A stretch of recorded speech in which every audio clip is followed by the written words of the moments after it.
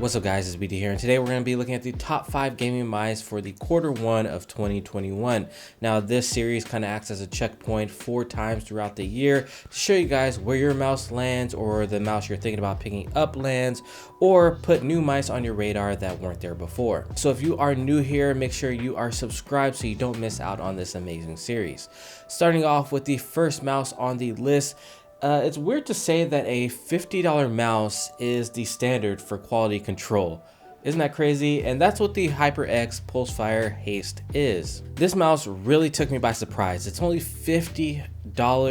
It's a medium-sized mouse that's great for all grip styles, whether you're palm, claw, or fingertip grip, because the hump is more towards the middle and the back is shaped kind of like an XM1 diamond shape as well, making it really good for claw grip. Now it does have a 33-35 sensor, which is the budget PixArt option, but it doesn't feel like I'm making any compromises when I use this mouse. When I first got this mouse, I just took it out of the box and started using it, and you could have told me there was a 3389 sensor in it and I would have believed you. That's how good this tuning of their 33-35 sensor is. It's 59 grams and it is very well balanced. Their TTC golden switches feel phenomenal in here. They did the cord right, they did their feet right. If they put a 3389 sensor in here and they made it wireless, we'd be having a totally different conversation today. But for the time being, it's a killer mouse for a killer price.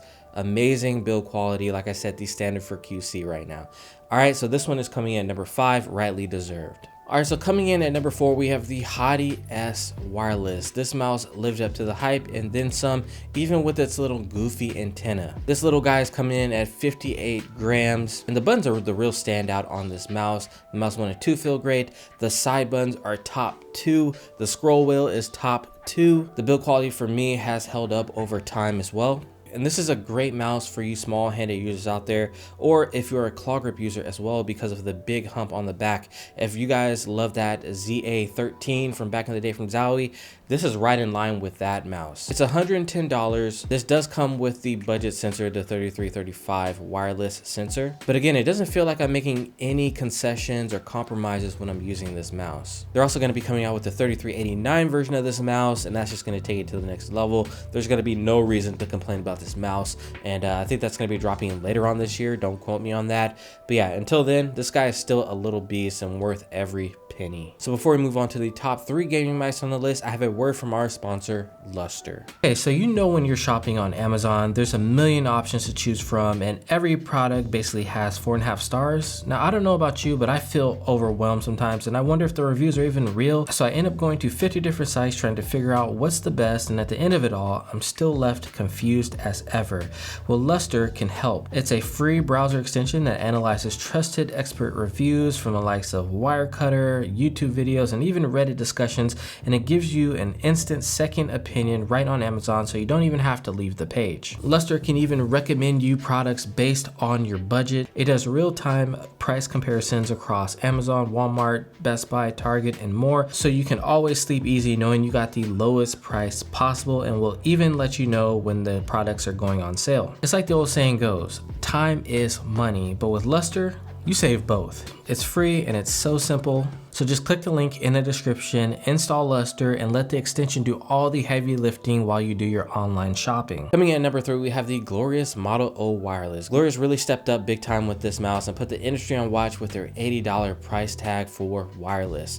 This is the most aesthetic mouse on the list today. It's 69 grams, the buttons feel great. They really made great strides with their scroll wheel to make it one of the best in the game. It's got that classic FK1 shape that's great for all grip styles, whether you're palm, claw, or fingertip. This is actually my pick for palm grip. Because it's so big, it'll fill out most of your hand. And did I mention this mouse has 71 hours of battery life? Absolutely bonkers. And it's rocking that BAMF badass motherfucking sensor as well. I honestly can't wait to see what Glorious has in store for us with their Odin line, especially that Model O- wireless. We need that one ASAP. All right, so coming in number 2, we have my main thing. You guys already know what it is. It's the Logitech G Pro X wireless. It's the safest shape on the list today. It's a medium-sized mouse with the hump more towards the middle, making it suitable for all grip styles.